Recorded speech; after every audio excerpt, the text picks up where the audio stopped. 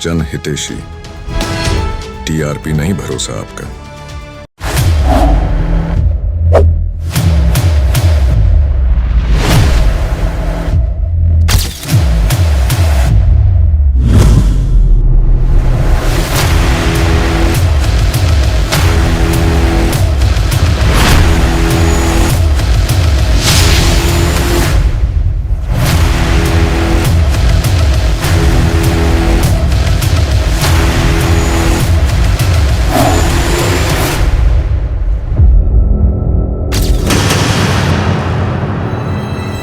नमस्कार, चुनावी चौपाल में आपका स्वागत है। मैं हूं आपके साथ शिखा श्रीवास्तव। चलिए शुरुआत करते हैं आज की बुलेटिन की। जेजेपी पार्टी छोड़ बीजेपी में शामिल हुए पवन खरखोदा पर बीजेपी ने भरोसा जताया है। खरखोदा विधानसभा से टिकट दी गई है उनको। इससे पहले 2 बार भाजपा प्रत्याशी पवन खरखोदा चुनाव हार चुके हैं। पवन खरखोदा 2019 में जेजेपी पार्टी की टिकट पर चुनाव लड़े थे और 2014 में आजाद उम्मीदवार रहे थे। वहीं टिकट मिलने के बाद पवन खरखोदा ने शीर्ष नेतृत्व का धन्यवाद किया और उन्होंने कहा कि वह भाजपा द्वारा किए गए कार्य और संगठन और कार्यकर्ताओं के दम पर इस बार खरखोदा विधानसभा की सीट से जीतेंगे। देखिए, सबसे पहले तो मैं आप सबके चैनल के माध्यम से शीर्ष नेतृत्व का धन्यवाद करना चाहूँगा, जो भारतीय जनता पार्टी ने अंतिम पंक्ति में बैठने वाले व्यक्ति पर भरोसा किया और मैं जनता के आशीर्वाद से उस भरोसे को कायम रखते हुए कमल का फूल खिलाने का काम लोगों के आशीर्वाद से करेंगे। और मुद्दे अनेक हैं, क्योंकि 15 साल से अगर मैं खरखोदा की बात करूं तो एक बाहरी प्रत्याशी यहाँ से 15 साल से विधायक हैं, जिसने ना लोगों के किसी सुख दुख से सरोकार है, ना लोगों के कभी सुख दुख में आना जाना है। तो अब की बार लोग बदलाव चाह रहे हैं, और चाहे चिकित्सा की बात हो, चाहे शिक्षा की बात हो, चाहे रोजगार व्यवस्था की बात हो, तो उस व्यक्ति से हर कोई नाराज़ है। और जहाँ तक पवन खरखोदा की बात है, HSIDC का डिपार्टमेंट हमारी डबल इंजन की सरकार के पास था और उसके माध्यम से हम दुनिया का सबसे बड़ा मारुति का प्लांट खरखोदा में लेके आए। लाखों लोगों को रोज़गार देने की व्यवस्था करेंगे और जो कुछ कमियां, जो खामियां रह गई हैं, उनको दुरुस्त करके और लोगों के लिए काम करने का काम करेंगे। पलवल में कांग्रेस का जनाधार आए दिन बढ़ता जा रहा है। आज पलवल शहर से बड़ी तादाद में महिलाओं ने कांग्रेस कार्यालय पहुंचकर पूर्व मंत्री करण सिंह दलाल और उनकी पत्नी ज्योति दलाल के नेतृत्व में कांग्रेस का दामन थाम लिया। इस दौरान शामिल होने वाली महिलाओं को ज्योति दलाल और कांग्रेस नेत्री प्रेरणा कालड़ा ने पार्टी पटका पहनाकर कांग्रेस ज्वाइन करवाई। वहीं पूर्व मंत्री करण दलाल ने महिलाओं का पार्टी में स्वागत किया। आपको बता दें कि इस मौके पर उनके साथ कांग्रेस नेत्री सीमा राजपाल, रेणु छाबड़ा विशेष रूप से मौजूद रही। पलवल विधानसभा चुनाव क्षेत्र में कांग्रेस की आंधी चल रही है। आए दिन सैकड़ों इस इलाके के मौजूद बहुत बड़े बड़े पंच, व्यापारी, कारोबारी, किसान, मजदूर, कमेरे वर्ग, रिटायर्ड कर्मचारी, नौजवान सभी जातियों से शामिल हो रहे हैं। और आज इतनी बड़ी संख्या में हमारे इलाके की बहन बेटियों ने जो भरोसा कांग्रेस पार्टी में जताया है और जो इतनी बड़ी संख्या में पार्टी में शामिल हुई है, मैं उनका धन्यवाद करता हूं। और कांग्रेस को बहुत बड़ी मजबूती आज महिला हमारी बहन बेटियों ने शामिल होकर के दी है। कब नॉमिनेशन करने जा रहे हैं आप?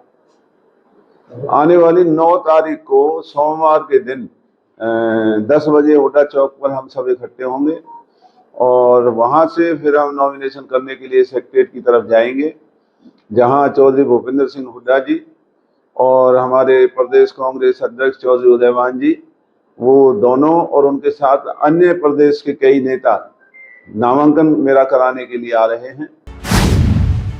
विधानसभा कालका से पूर्व विधायक लतिका शर्मा का टिकट कटने के बाद उन्होंने निवास स्थान पर जनसमूह को संबोधित किया। जनसंपर्क के दौरान और दर्शकों को संबोधित करते हुए लतिका शर्मा भावुक हो गई और उनकी आंखों में आंसू छलक गए।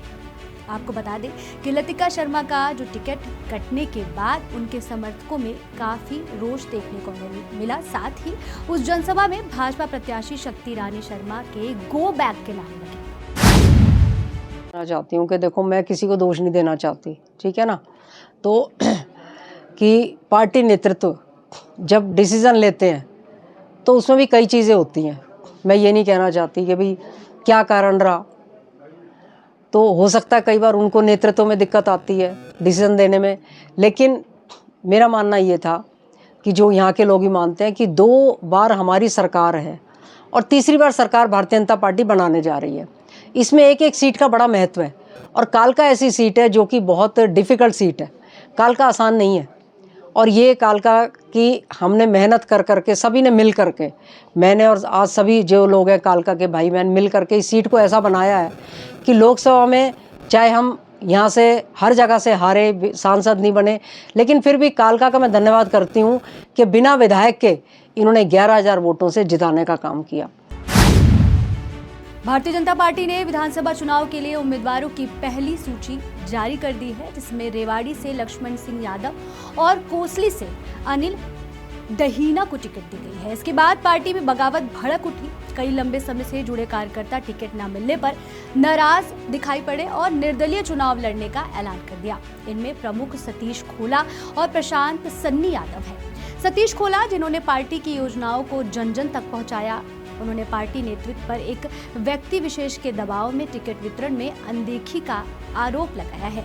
वहीं आपको बता दें कि प्रशांत सन्नी ने भी पार्टी पर अनदेखी का आरोप लगाते हुए निर्दलीय चुनाव लड़ने की घोषणा की है।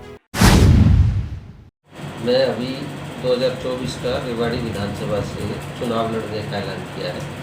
मैं निर्दलीय चुनाव लड़ूंगा। अभी तक मैं भारतीय जनता पार्टी का कार्यकर्ता रहा हूँ। मैं भारतीय जनता पार्टी में उस समय आया था जब पार्टी की कोई सदस्यता लेकर के भी कुछ नहीं था। बीजेपी को छोटी पार्टी समझते थे। मैं पार्टी में आकर के जिला अध्यक्ष की जिम्मेदारी भी संभाली और मेरे कार्यकाल में पहली बार रेवाड़ी विधानसभा की, रेवाड़ी जिले की तीनों विधानसभाओं से विधायक बने। हमने पूरी ज़मीनी स्तर पर काम किया, पार्टी को कैडर से खड़ा करके लेकर के आए। मोदी जी की पूर्व सैनिक रैली कराई जब मैं पार्टी का जिला अध्यक्ष था। पूरा मूवमेंट, चाहे वो राष्ट्रीय स्तर का था, चाहे जिला स्तर का था, चाहे प्रदेश स्तर का था, सारा मूवमेंट हमने रेवाड़ी से शुरू किया। चुनावी चौपाल में फिलहाल के लिए इतना ही। तब तक के लिए मुझे दीजिए इजाजत और आप देखते रहिए जनहितैषी।